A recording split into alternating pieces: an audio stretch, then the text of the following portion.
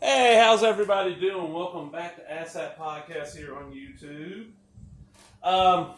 Yeah, I know this ain't the nice version of this. Trust me, I have it. I have the old DVD of this too, and somebody borrowed them. And when you want to watch it, you just watch this copy. Kind of borrowed them and then found this cheap and handed this to me, kind of like telling me, "Oh, I'm gonna keep yours." But I know I can go up there and be like, "Hey, I want my stuff back," and I'll get it. But and this is the Hills Have Eyes, the original, the Wes Craven one from 70. It's part of the Midnight Madness series, which means that's an Image release. Yeah. And we got a commentary of Wes Craven and producer Peter Locke in the trailer, and that's it. Listen to this. The Carters are an all-American family on the way to California when their car breaks down far from civilization in the remote southwest desert. But they are not alone. Watching from the Hills is a very different type of clan, a family of marauding inbred cannibals with an unspeakable taste for human flesh and monstrous brutality. And the nightmare that follows, what depravities must this wholesome family endure to survive, and in a primal wasteland ruled by lust and rage, who will become the most shocking savages of all? Dee Wallace, James Wentworth, Susan Lanier, and Michael Berryman co-star on the disturbing cult classic written and directed by horror master Wes Craven. Last House on the Left, Nightmare on Elm Street screen.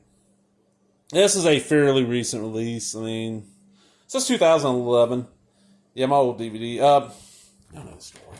Michael Berryman. They're all named after the planets. They're like inbred radioactive. You know, they got exposed to radiation. They're all mutated, and they just decimate this family. And the family has to go just about as evil as they are to survive. It's just one of those. It's like, oh, you heard about this film? It's one of those where, as a kid, I heard about this one, and I can remember, where was it? Give me a second here.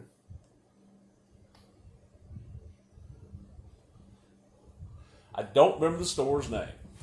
There was a Family Dollar in Pascagoula off Highway 90, Denny Avenue, right before, if you're heading west, right before Market Street crosses, that little shopping center over there. I don't know if that shopping center's been there. I ain't been in that part of town forever. But next door there was a video store, so my mom would go and Family Dollar, I'm walking next door to a video store, looking around, I was like 10-ish. 11, 12, you know. And I remember seeing that, they have Hills Have Eyes, and they had 2001, which I wanted to see both, so I'm begging my mom, we got to get a membership, And back then, you had to pay for a membership. Now, it was like $5, and it was a lifetime membership, but still. Convincing them to pay $5, which was 3 movie rentals for 3 days. When we already had memberships at other stores, you can get it. No, they don't have. That's be like trying to explain. That's the point. They don't have this at the other stores. And now I'm like, I'll pay the $5. Oh, finally got them to do it. The weird thing is that did not rent Hills Have Eyes. I rented 2001, and Hills Have Eyes was one where, give a shout out to a buddy of mine, Ricky Marshall, when I was in junior high. He decided we were 8th or 9th grade. I don't remember. He's a little about a month younger than me, so I was 13, 14. He was about the same age. A couple of friends were over there. Some of them might have already hit 15 by then. Yeah, no, you were in 9th grade. We're going to spend the night at his place. And he rented a bunch of horror movies, and he had rented The Hills Have Eyes. This is one we'd all heard about, and we sat there and watched this and just blew our minds. We're like, holy shit. Because I'd seen Nightmare on Elm Street. I've seen quite a few Wes Craven films by then, because that would have been, I'm 14, so the late 80s. Yeah.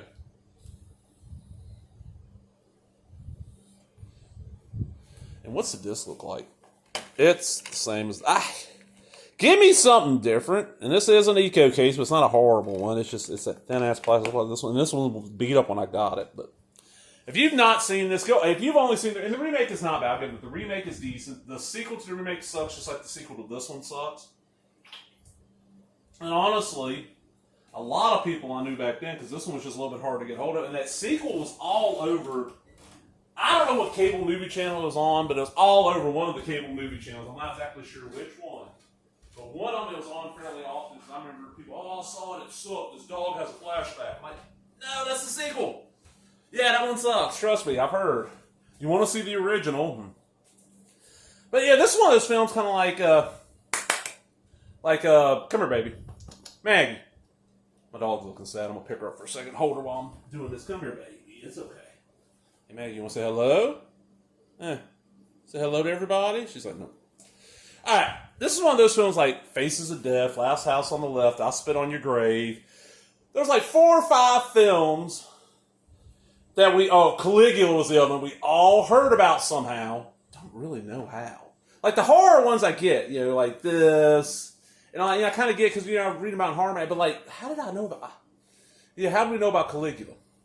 That we all wanted to see, and like, stupid rumors would spread. Oh, Channel 15 at like 2 o'clock in the morning. If you stay up late on Sunday when it goes from Sunday in the morning, like 2 o'clock in the morning, they show movies uncut.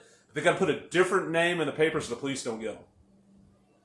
And like, people would believe this, and I'd stay up till, 2 o'clock in the morning, or some o'clock, wake up, and okay.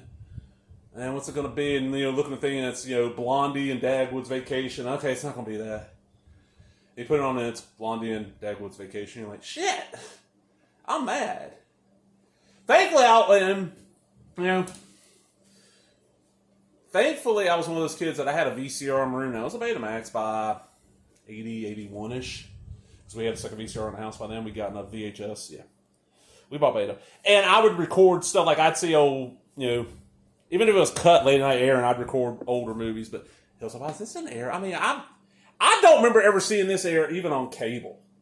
Like, this is one of those, like, and the weird thing was, Texas Chainsaw was one of those films, too. You didn't even see it aired on cable, but every video store had a couple copies of it for rent. Like, it was not hard to get a hold of, That one, this was a little bit harder. Last House on the Left was near impossible back then. I suppose Grave was easy to find. Faces of Death was hit or miss, but, excuse me, shit.